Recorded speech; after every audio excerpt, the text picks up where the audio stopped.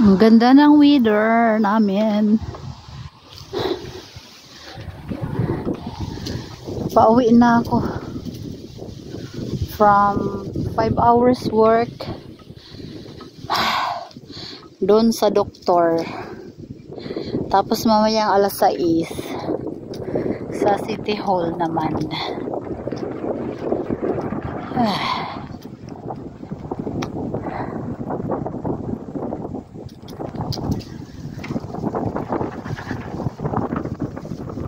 Bukas at Sabado, Linggo, pangit yung panahon namin.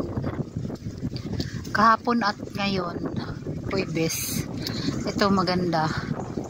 Pero medyo malamig siya. Herbs na kasi kami.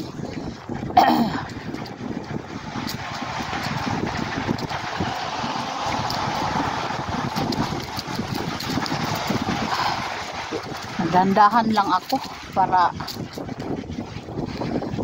hindi ko maabutan yung dalawang mag-asawa na nagbike ba, tapos nakita akong umihi. I don't care. Tignan nyo, ganda lang aming panahon.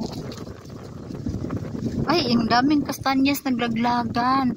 Alam nyo ba, yung mga kastanyas dito nalalaglag lang. Samantalang sa Pilipinas, ang kastanyas napakamahal.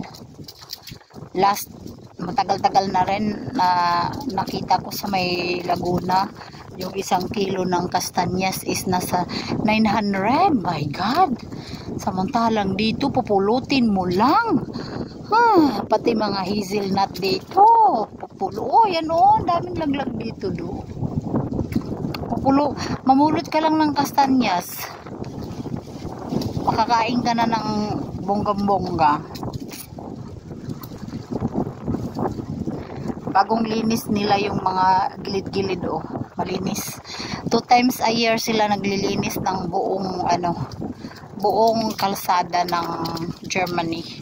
Kanya-kanya yan sila kung saan sakop. Ito parang Dusseldorf, ito dito sakop.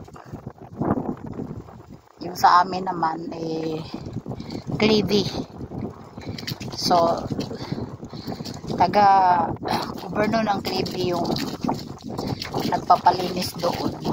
Ba't iba kasi, iba-ibang ng lugar, iba-iba rin yung gobernong hawak linis. Yan.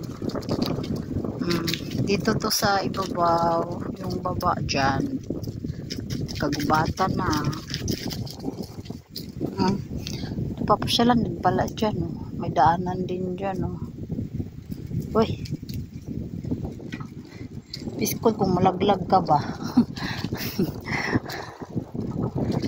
Ay, napakagandang magbike. Sana mayaman na lang ako. Magbabike lang sana ako huwag na lang magtrabaho ba. Mamasyal na lang ng magbike pag maganda yung panahon. Ang sarap dito kasi magbike. Ito yung sport ng mga taga Germany. Vikings. Kasi napakagandang magbike dito. Presko na. Puro pa mga basta maganda talaga dito magbike as in. Nung nasa Pinas ako, namimiss ko tong lugar dito 3 weeks lang kami dyan, pero namimiss ko yung dito. Kasi parang spacious. Parang lahat ng gagawin mo dito nagagawa mo. Nakakapag-bike ka, walking nang hindi delikado. At saka nature. So good. Ito by October na pala ngayon, giatay na.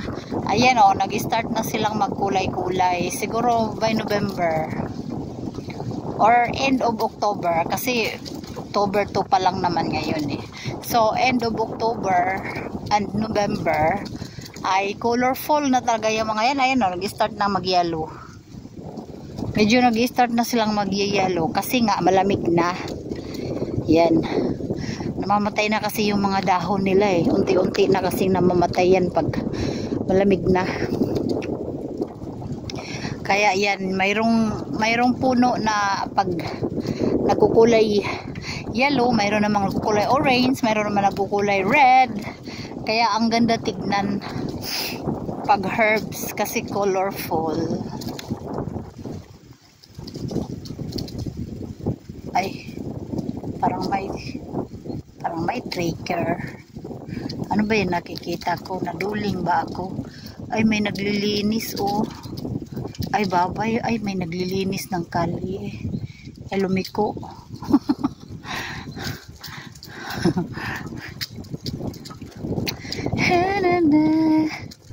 Halara. Lumiko. Buti na lang lumiko. Uy, ayan nga oh, naglilinis nga. Ito, may naglilinis oh. Oh, ayan nga, may naglilinis nga ng ito, malilinis na ito. Kasi may naglilinis oh, machine. Hindi na ako mag-video eh. Kita nyo ba yan? May naglilinis. Ayan oh, naglilinis siya ng mga dahon. Machine ng high-tech dito maglinis lahat. Machine lang yan. Mayroon pampahangin. Mga damo-damo, mga ano lang, mga lagpot. Mayroon namang sujupon. Mayroon namang sujupon sa machine. Hay, naku, very high-tech. Biskot paduong naman ni ngari. Ayan o. Naglilinis o. I think hindi na ako ayan nga, naglinis nga o sa kalsada. Ay, yan ang maganda dito eh. May nag-aalaga talaga sa kalsada. Ayan o, naglilinis. So, hindi ko lang kasi mabidyohan. Hindi na ako mag-video kay hindi yan sila gustong mag-videohan. Ayan o. Naglilinis o. Naglilinis yan ng kalsada. Bye-bye.